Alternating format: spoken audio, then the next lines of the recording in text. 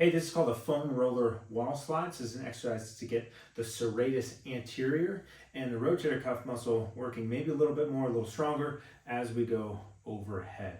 So we're gonna take a roller here. Any type of roller is fine because we're not gonna be using it for foam rolling actually. It's gonna help to facilitate a good movement of the shoulders. We're gonna get this on the wall and I'm gonna lightly hold it up. So I'm not leaning into the wall. That's key here. A lot of times I set this up and people really lean into the wall and that actually doesn't allow your shoulders to move, can put pressure in the low back. So I'm very lightly holding it up there, almost as little amount of pressure as you can without it dropping. From there, if I just relax, you can see my elbows come out to the side. So I want to push my elbows in together to get my forearms straight up and down. So I'm going from here to there, straight up vertical forearm.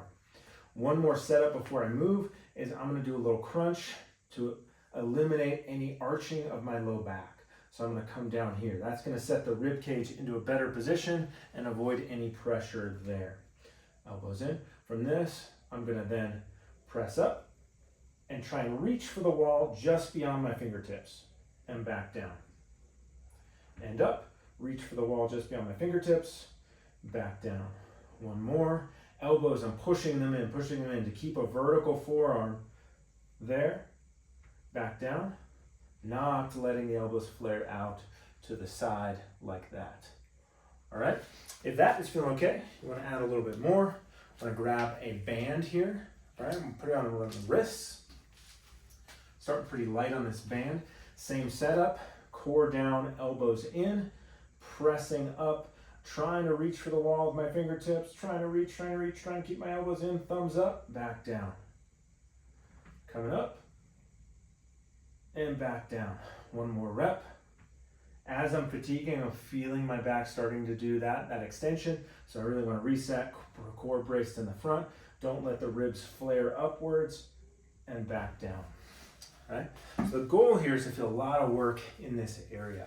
If you're feeling discomfort or pain or pinching at the base of the neck, a couple things you can try.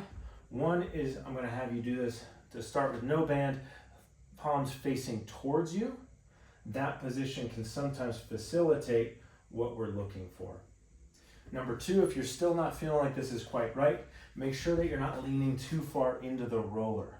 So I'm standing pretty vertically, little bend of the knees, bracing the core down so I don't arch the low back, but then there's not a whole lot of pressure into the roller, so I'm not leaning my body weight into it, just gently holding this roller up, and then as I'm going, I'm trying to reach my fingertips to the wall. I'm never going to get to the wall, I'm never going to get my pinkies there, but that's what I'm trying to do, and that reach, that's what gets some good shoulder blade motion. A couple other things to look out for. One, often as we add the bands, the wrists tend to flare out.